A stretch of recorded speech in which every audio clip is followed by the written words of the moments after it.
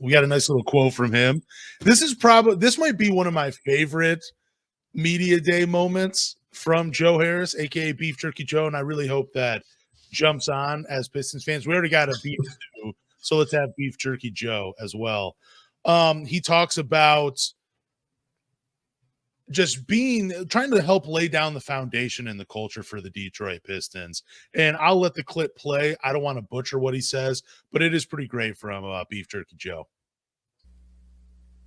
I guess on the court, bro, what have they communicated to you? And obviously, you're one of the best shooters. Yeah.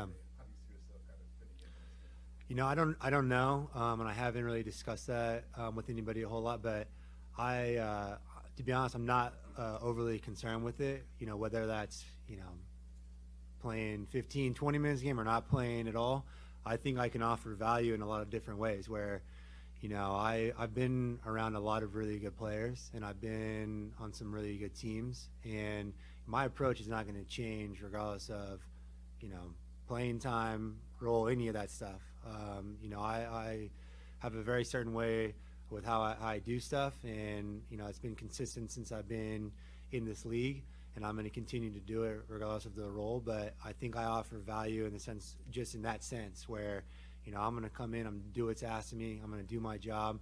I'm not going to bitch and complain if I'm not playing. I'm going to try to help out, with these young guys, because I want to honestly, I know I only have 1 year here, but I want to leave this in a better spot than what I came into. So, however I can do that, I want to. I want to be a part of, hopefully what's a strong foundation for the Pistons organization. Dude, I absolutely love that from him. Like, when we traded for him, he was probably surprised. Like, the Pistons didn't have to help the Nets out so they could sign Cameron Johnson and get Joe Harris. They didn't have to do that. But Joe Harris hasn't really been promised anything. He's like, we traded for you because we heard good things about you, and you've been through similar rebuilds before.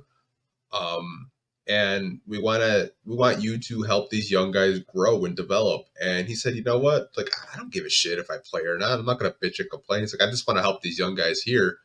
And I'm only going to be here for a year because my contract expires, but I'm going to make the most of it. And to me, that is what defines a role player. Whether you play or not, you want to see your teammates be successful. And that's exactly what he said. And I absolutely love that by him. Oh, and I mean, it would be so easy for him to be annoyed, but he's just going to show up every single day. Doesn't matter, like he said, whether he's playing 15, 20 minutes a game or sitting on the bench. His approach stays the same. He's a pro's pro, and that is how you establish winning. Even if he is only here for a year, he's going to show these young guys, like, look, I'm one of the best three-point shooters in the history of the NBA. We saw the list during the preseason. It was Steve Kerr, Hubert Davis. I think Joe Harris was number 3, and then fan favorite Luke Kennard was number 4. He is on the list as one of the greatest three-point shooters ever to play this game.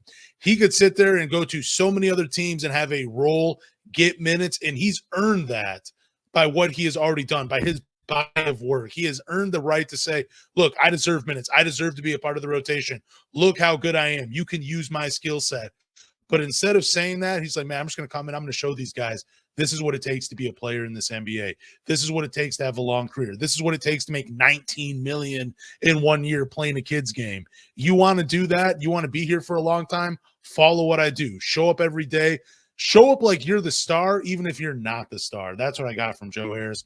I also love the long hair and the goatee, the little beard thing he got going on. Looks like he's going to lead a cult. I'd be careful if I was in Detroit because it looks like people will follow him, man. It's so funny because he talked about his vets when he was there.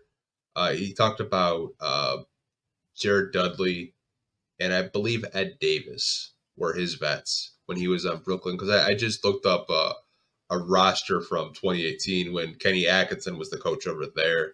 I believe he said he also got to play with Bojan because if you remember, Bojan was a draft and stash guy.